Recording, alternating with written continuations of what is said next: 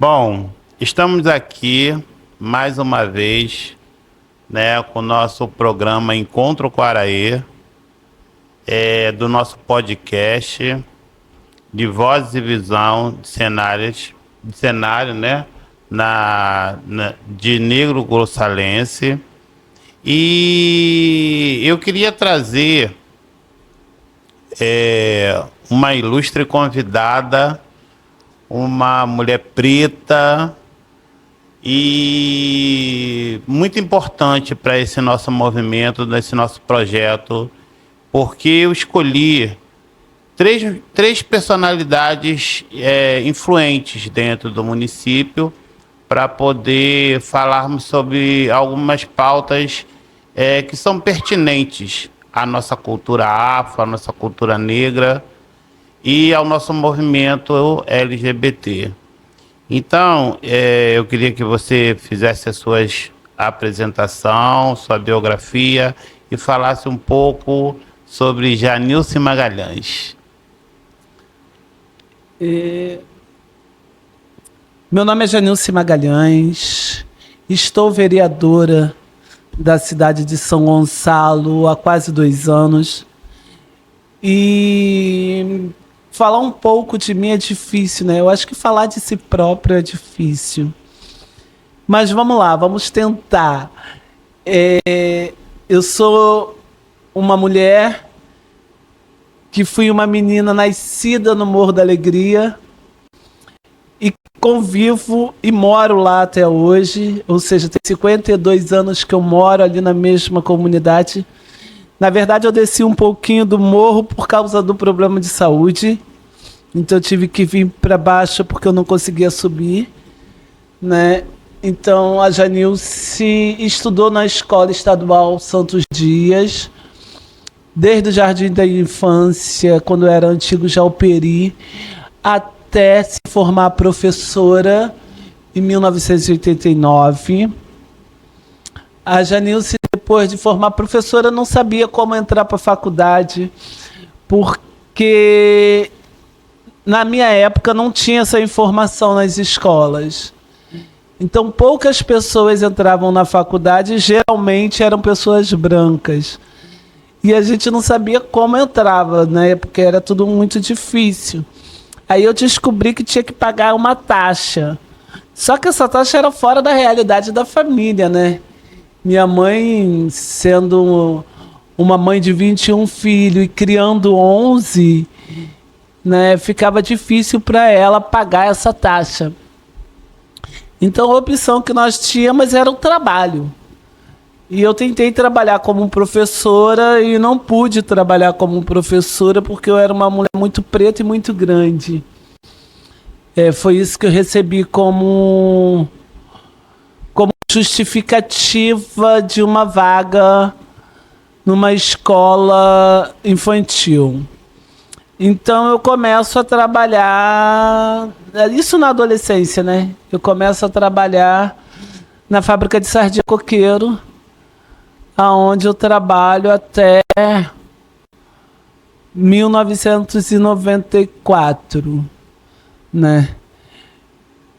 E antes disso eu trabalhava na feira com a minha mãe, né? Que a minha mãe foi feirante por muitos anos. Então a Feira de Neves é a minha casa. Eu frequento ela até hoje. E daí, né, eu engravidei da minha filha e tive que sair da fábrica e estava trabalhando, fui trabalhar, teve uma seleção na época do Brizola e eu fui trabalhar numa escola CIEP 422, que hoje fica perto do fórum, né, lá no Culubandê. E lá eu fui convidada a me retirar do corpo de professores porque eu estava grávida e não era casada. Então eu sofria várias discriminações e não percebia, né, que eram discriminações. Aí eu fui trabalhar para o mercado, porque era o único lugar que me cabia.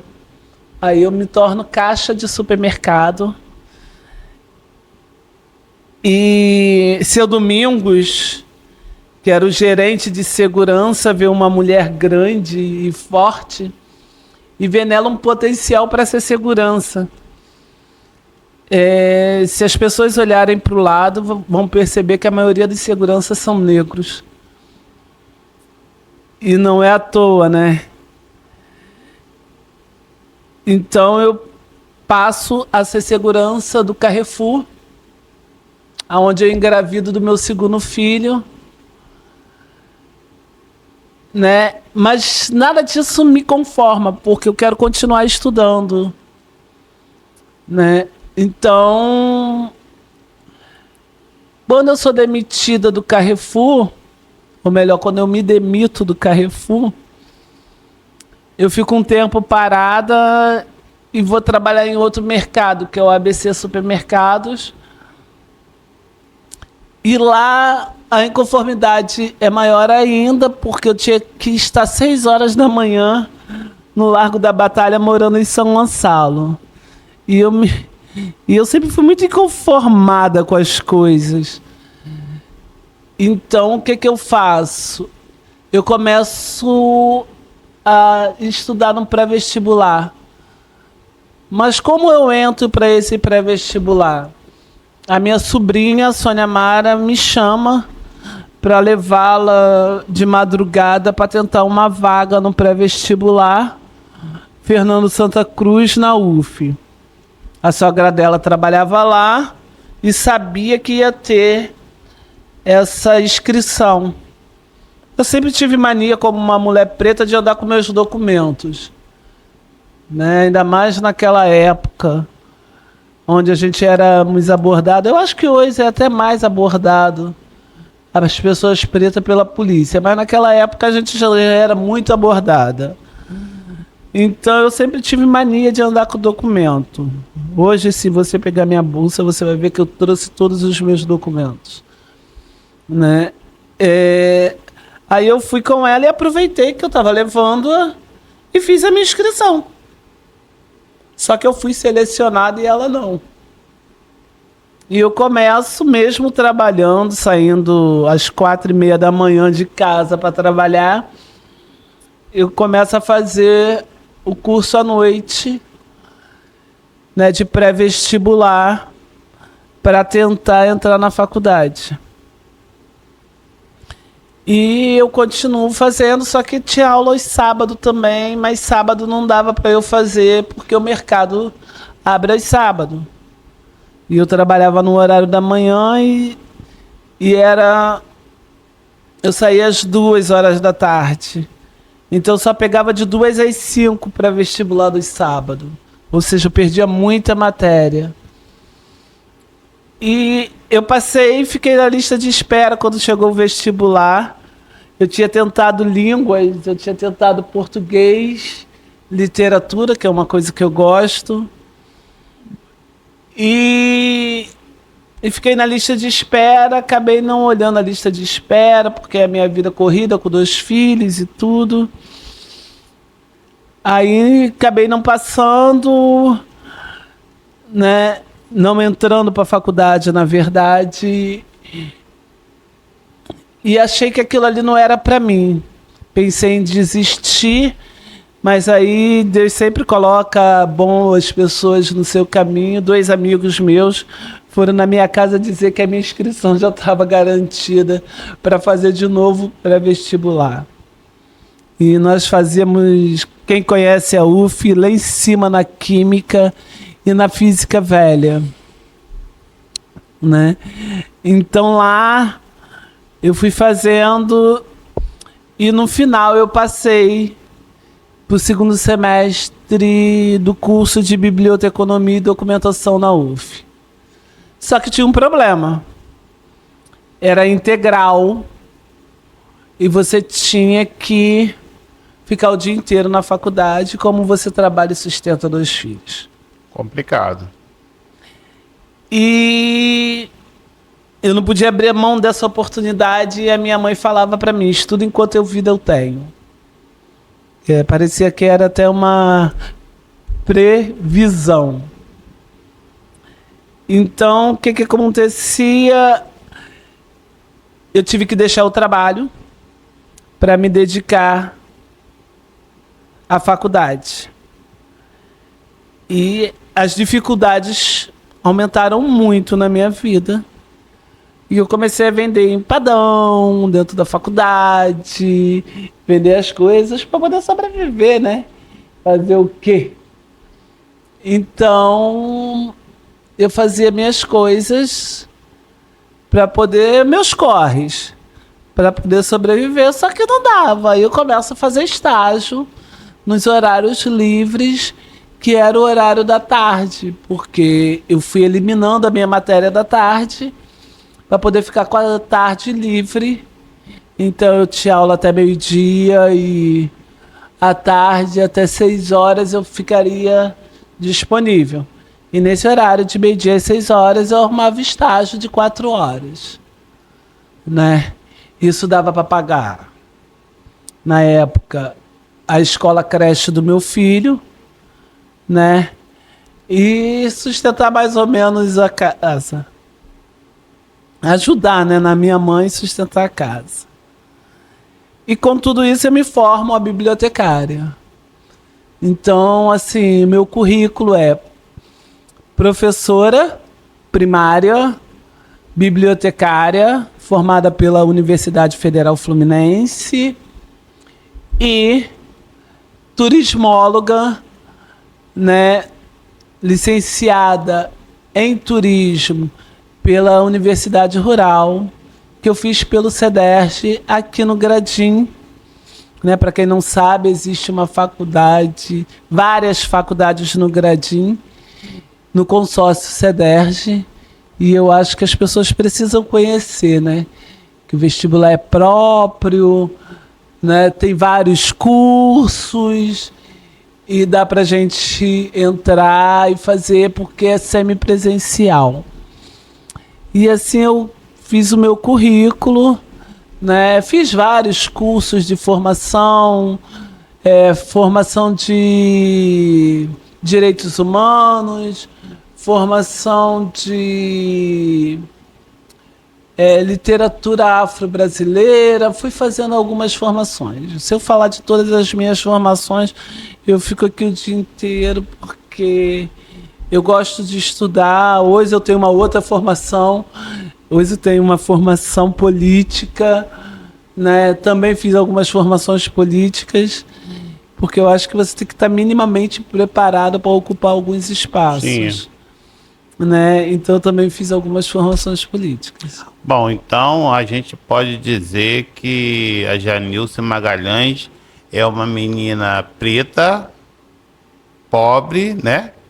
Periférica, de família humilde e que nos dias atuais podemos dizer que é uma militante em torno de tudo isso que você viveu na sua infância, na sua adolescência. A sua construção, ela vem de base, né? Ela vem de base familiar, de lutas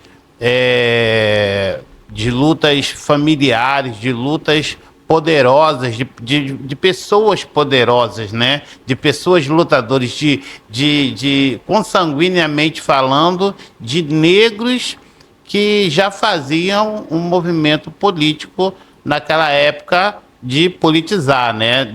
No sentido da palavra. E quando que você desperta para a sua militância no movimento negro, no movimento político? Quando que vem o despertar da Janilce Magalhães? Eu acho que eu sempre tive esse olhar para os movimentos, porque eu sempre vivi na pele todas as auguras que um negro vive, seja na escola, seja no trabalho, né? Eu sempre vivi. Mas assim, eu fui presidente do Grêmio Estudantil da minha escola, no 2º grau, por um ano, né? Então eu já militava ali pelos direitos dos estudantes. A militância negra, de fato, ela vem,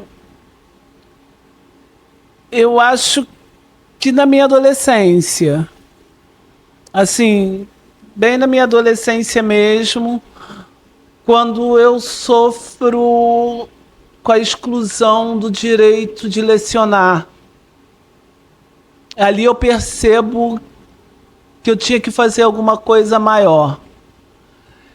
E ali eu começo a instruir as pessoas no meu quintal, dando aula para as pessoas. Era o meu meio de dizer que eu podia ser professora, né?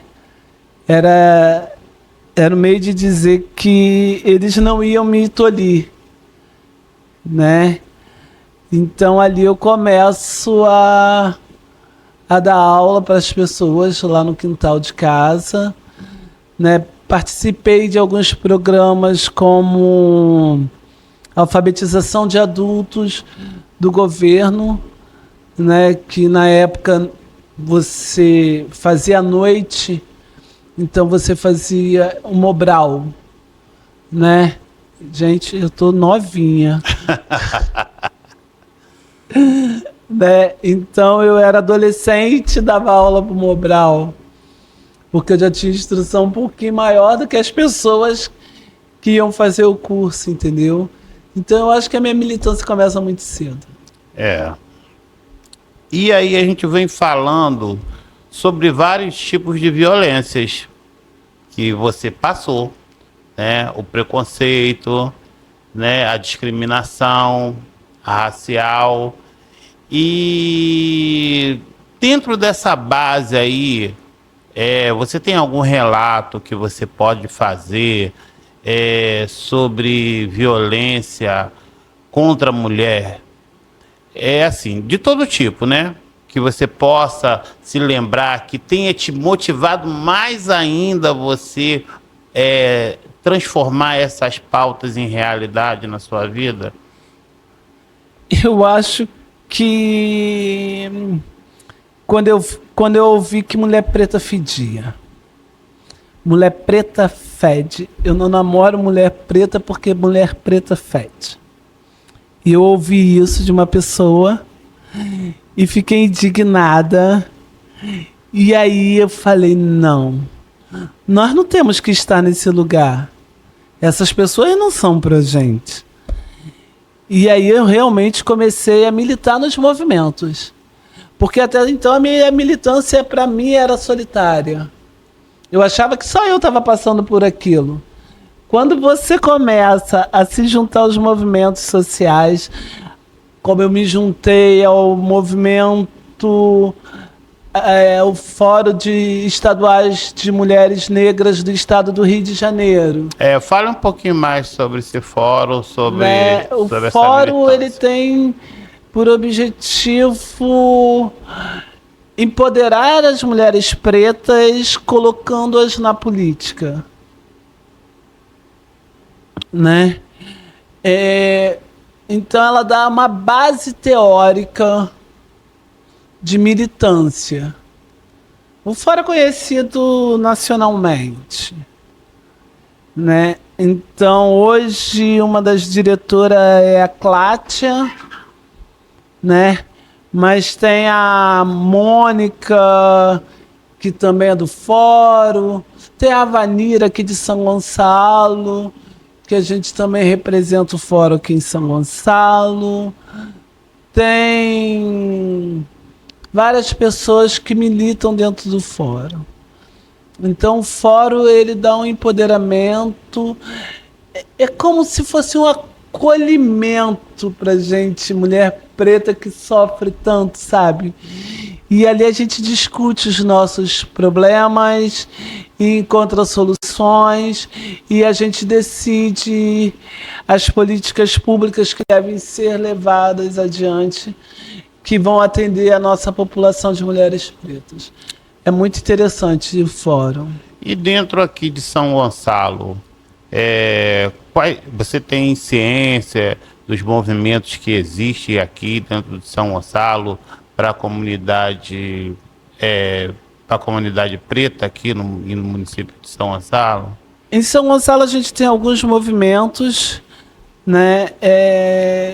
Para pessoa preta tem o Perifa Zumbi, tem o MNU, que é um dos movimentos mais antigos do Brasil, de militância de pessoas pretas, nacionalmente falando.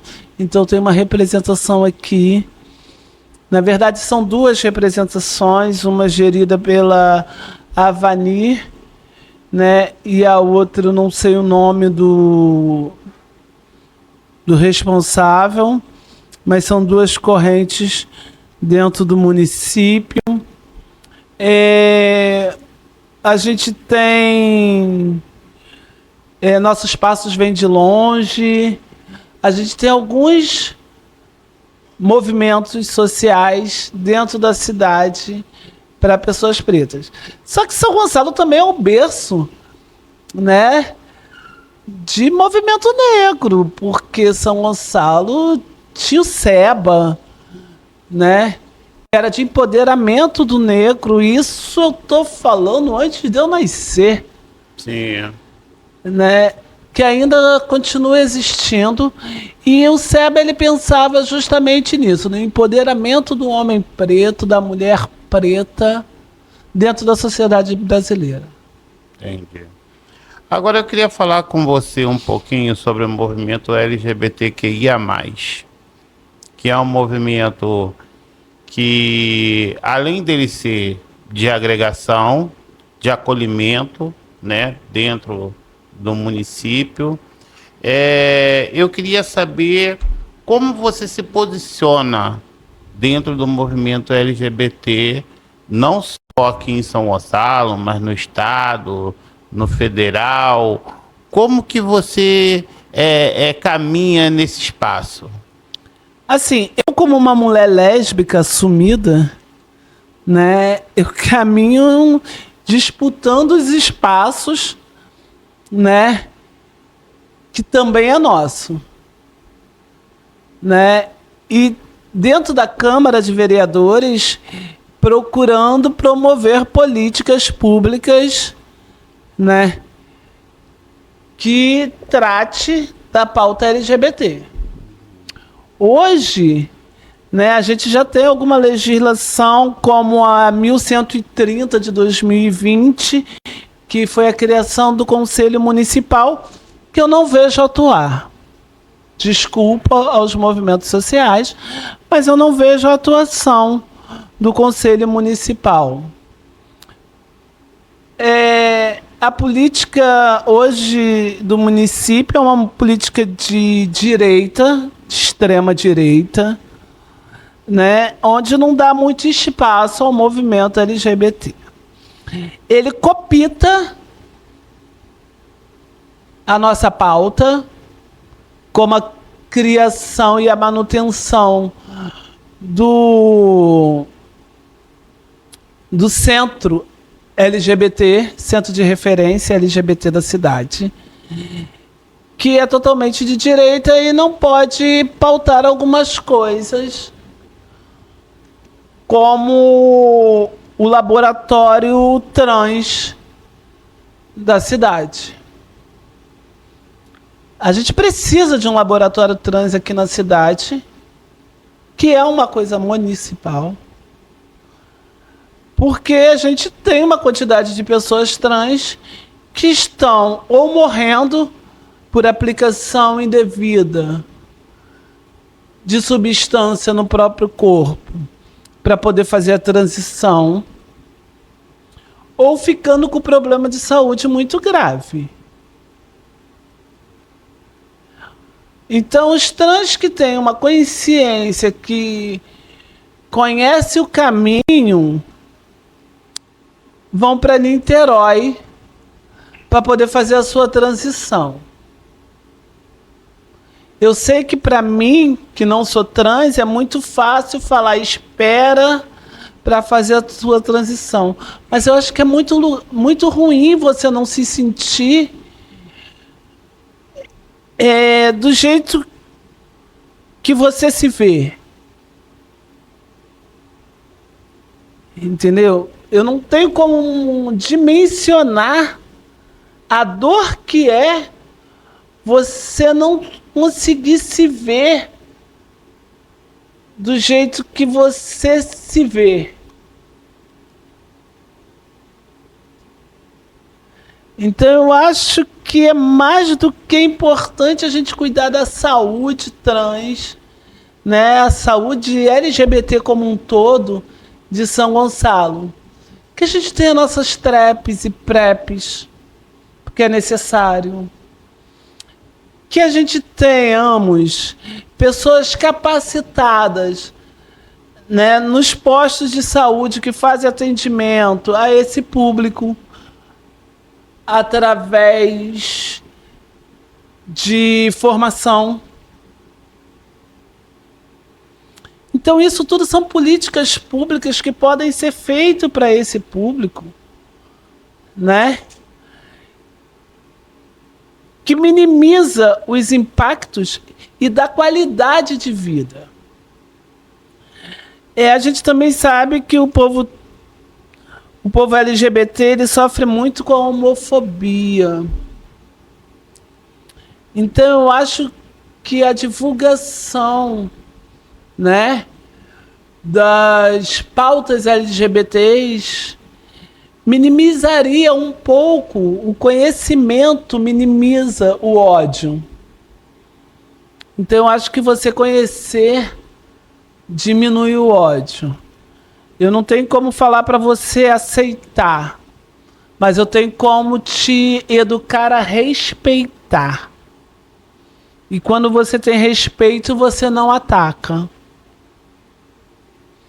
Então eu acho muito importante essa educação nas escolas, para os mais novos, para que amanhã ou depois, com uma consciência de respeito, não haja tanta homofobia, transfobia e LGBTfobia no nosso município, que é um dos municípios que mais tem quantidade de assassinatos de LGBTs, infelizmente, e agressões, né, a LGBT. Como a gente tem casos que foram emblemáticos, né, e que teve propagação nacional. Então eu acho que a gente tem também a legislação da parada LGBT que institui a parada como patrimônio da cidade. Uma lei municipal. É uma lei municipal, é a lei 394 de 21 de outubro de 2011. Então ela institui a parada como um patrimônio. Só que para você ter patrimônio, você tem que botar recurso. Então tem que se ter uma verba destinada na LDO para a parada LGBT. E não pode ser uma verba pequena. Se a gente tem ela como patrimônio, a gente tem ela também como atrativo turístico. Sim. E ela, para ser atrativo turístico, ela precisa ser maior, né? Então ela precisa de mais investimentos. E outra coisa, as datas não podem estar atreladas à decisão da prefeitura. Eu acho que a gente, em julho, a gente já começa com o mês LGBT, né? E eu acho que em agosto, no máximo, a gente tinha que estar fazendo a parada gay.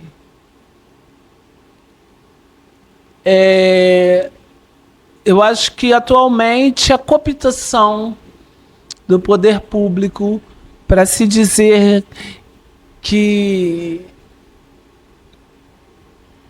tem as pautas LGBTs de alguma forma prejudica nossas ações militantes, né? Porque começa a pautar o que temos que fazer ou não. E às vezes a gente tem que agradar, às vezes eu não, né? Mas as pessoas têm que agradar o governo, porque senão eles são demitidos. Isso a gente vê no centro de referência, né? Se não agradar o governo, não fazer aquele discurso, vai ser demitido. E quando você desperta para o movimento político, para se tornar uma vereadora, quando que esse despertar seu caiu assim no seu colo? Você juntou uma coisa com a outra, o movimento negro, o movimento LGBT, o problema que você enfrentou na sua infância. Quando que o seu despertar pelo movimento político? Na verdade, eu coloco meu corpo para me candidatar em 2020, né? E coloco pela questão da educação.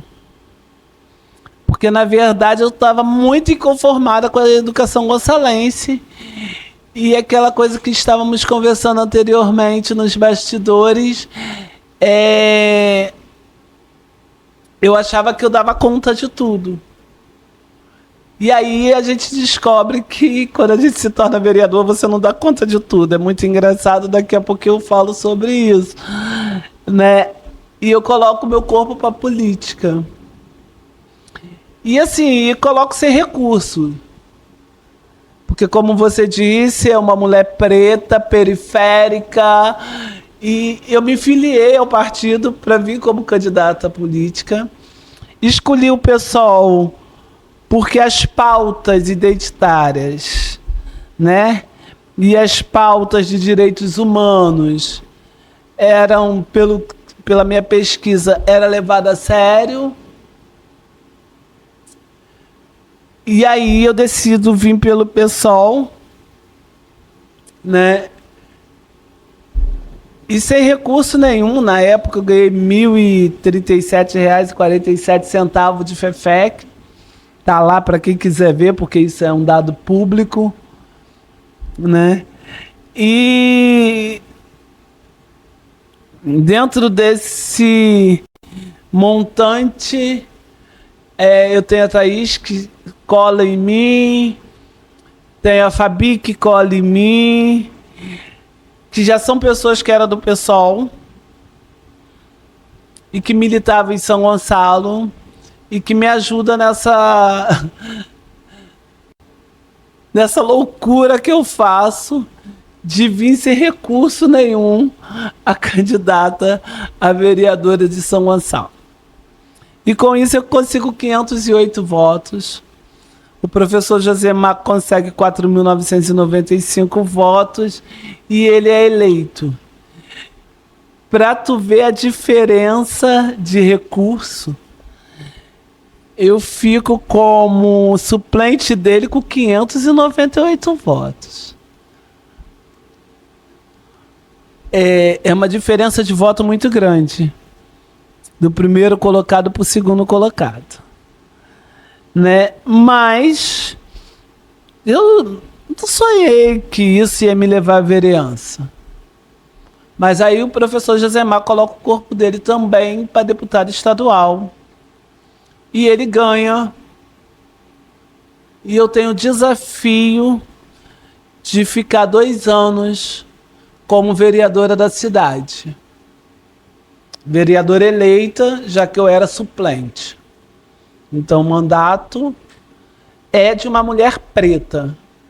Sim, a primeira mulher preta a assumir aquela Câmara de Vereadores, a estar naquele lugar. E a primeira mulher preta lésbica a estar naquele lugar. E no começo era um incômodo para eles ver o meu corpo dentro daquele espaço, né? Era um tal de eu tenho a minha mulher também é preta e eu não tenho preconceito, que era incrível. E como você vê essa exposição sua, né? Como você vê essa superação sua de estar nesse espaço? O que para você representa hoje esse espaço? Dentro dos seus limites, dentro das suas dificuldades que você viveu, o que isso representa para você? Primeiro eu vou falar qual foram as dificuldades, né? Porque quando eu assumo, eu descubro que eu tenho uma fibrose pulmonar idiopática. Sim. Que é uma doença que vai fibrosando, né, o seu pulmão, ou seja, ele vai se tornando duro. E eu vou perdendo a capacidade de respirar. Então, no começo, eu começo o mandato sem oxigênio, né? Então, eu poderia fazer a política e ia fazendo a minha política, né? Mas logo depois eu tive um infarto, que eu fui a um evento em Brasília, né, de pessoas pretas, e eu infarto em Brasília e fico 14 dias lá. E só posso voltar com auxílio de oxigênio. Aí eu volto para o Rio de Janeiro, 15 dias depois. E daí para lá eu não paro mais de usar oxigênio, porque eu vou perdendo saturação toda vez que eu tiro o oxigênio. Só que isso vai agravando de tal forma que eu sou diagnosticada com pouco tempo de vida. Ou seja, eu teria meses de vida se eu continuasse na situação que eu estava. E a solução era um transplante pulmonar. E eu entro para a equipe de transplante pulmonar do Copador através de uma ação judicial. Não é porque meu plano de saúde paga, não. Eu tenho que judicializar isso para poder entrar. Porque o Estado, infelizmente, não tem feito tanto transplante de pulmão, porque os insumos são muito caros. O meu plano briga beça toda vez que eu entro com recurso. Então, aí começa a espera por um pulmão. E o tempo vai se extinguindo, né? E eu vou ficando cada vez mais debilitada. Mas continuo trabalhando, tá? Continuo na luta, continuo indo para as plenárias, vou para a plenária de oxigênio, chamei primeiro de meu Tamagotchi, meu primeiro condutor de oxigênio, né? Tentei levar de uma maneira leve o que eu estava passando e continuar na luta era a minha motivação. Né? Porque eu sei que eu estou na luta para lutar realmente pelas pessoas, entendeu? E isso me motiva muito, muito. Até hoje. Eu digo que quando eu estava em coma, eu acho que eu só pensava em acordar para continuar na luta. O meu médico diz que me transplantou para eu continuar na luta. Então, em outubro, eu faço o transplante e pego 90 dias de licença, que a gente tem direito na Câmara. Só que eu tive alguns problemas de saúde grave, que foi a diabetes, que foi uma água no pulmão novo, que eu tive que tirar e ficar internada. E em janeiro eu tenho uma sepsia pulmonar, uma sepse pulmonar, e que eu quase morro. Que eu fico 10 dias em coma, sou realmente reentubada, tenho que fazer uma traqueotomia, eu paro de andar,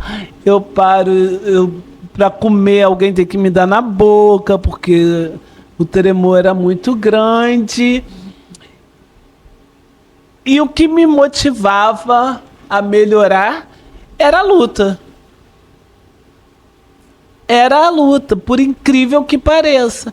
Meus filhos devem ficar pau da vida comigo, porque eram eles também, mas era a luta. Né? Porque a militância me motiva. Lutar pelas pessoas que realmente precisam me motiva. E eu amo São Gonçalo. E esse meu amor por São Gonçalo e pelos gonçalenses realmente me levou a melhorar. E eu te digo que de janeiro até hoje eu ainda continuo fazendo reabilitação, mas voltei para a luta. Estou eu aqui de novo. Entendeu? Então essa motivação me faz superar muita coisa. Claro que eu tenho a minha netinha linda lá, que é a minha motivação. Eu tenho, mas os meus filhos sabem que o trabalho me motiva. E me motiva muito. E ser vereadora, para mim, em São Gonçalo, é trabalho. Ontem eu disse que não é status. Status é para o pessoal de direita que pode calçar rua, que pode dizer que calça rua, que pode ficar lá desfilando, dizendo que fez isso e aquilo. Para gente que não tem esses recursos, a gente consegue dizer o que está fazendo através das nossas legislações, que é a nossa obrigação, que é realmente a função do vereador. Então, quando a gente coloca uma legislação para arquitetura hostil, quando a gente coloca uma legislação para acessibilidade, quando a gente coloca uma legislação pensando no público LGBTQIA+, quando a gente bota a legislação pensando na cota para pessoas negras nos concursos públicos, a gente está fazendo o nosso trabalho da maneira correta. Né? E é isso que me move. O que me move é pensar que o povo, de alguma forma, vai conseguir enxergar os nossos esforços para criar realmente legislação para melhorar a qualidade de vida do povo guaçalense. A gente não vai ficar de maquiagem, tapando buraco aqui, abrindo outro ali, entendeu? Até porque não é a nossa função, isso é função do executivo. O executivo faz obra, o vereador tem a função de fiscalizar o valor da obra, quanto custou, se a obra foi no lugar certo, né? Se a escola está com merenda decente, se o posto... Essa é a função do vereador. E criar leis, né? E quer legislar. Essa é a função do vereador. Calçar rua não é, botar lâmpada não é. Isso fica para o executivo, que executa. Entendeu? Então a gente procura fazer isso e isso é o que me move. Entendi. E diante de todos esses desafios, a gente já está chegando às nossas considerações finais do nosso programa Encontro Quaraê, Vozes e Visão na Cena Gonçalense. E eu queria que você deixasse uma mensagem da sua visão de tudo isso que você representa, porque eu deixei você para ser a última entrevistada da nossa terceira edição, porque eu vejo em você um potencial muito grande como mulher preta, como mulher lésbica, como mulher gonçalense de raiz, mas eu queria que você deixasse assim uma mensagem para essas pessoas que sofrem tanta discriminação, que sofrem tanto preconceito, que sofrem tanta desigualdade social, do seu ponto de vista de ser humano, de pessoa, como uma mulher militante. Você acabou de falar, né? Eu sou uma mulher militante. Então eu chamo todo mundo para a luta. Eu acho que você não pode se conformar com o que tu vive. E a transformação, infelizmente, ou melhor, felizmente, está na política. Por que o que eu digo que está na política? Porque é ali que se fazem as leis para mudar a nossa situação. É difícil você ver outro meio de solução a não ser a mudança na legislação. É a criação de leis, é a mudança das leis para poder tirar a gente desse lugar. Então, quanto mais pessoas pretas estiverem no espaço de poder e decisão, quanto mais mulheres pretas estiverem nesse espaço, já que somos 54% da população, e apenas uma mulher negra na Câmara de Vereadores de São Gonçalo, quer dizer que alguma coisa está errada. E nós temos que tomar consciência que precisamos de mais pessoas pretas nesses espaços. E nós temos que votar na gente. Né?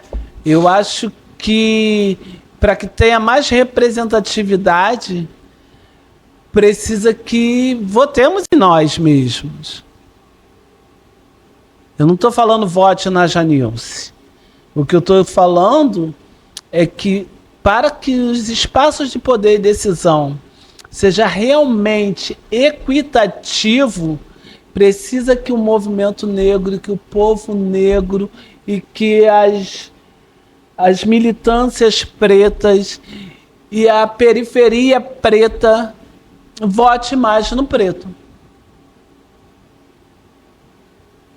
Para que a gente consiga ter a quantidade de representatividade necessária para poder aprovar as nossas leis. E se a gente for falar, a gente tem a saúde da população negra que precisa ser discutida, né? A gente tem outros temas, a educação, né? O encarceramento. São outros temas que é necessário discutir e que a gente ainda não pauta, né?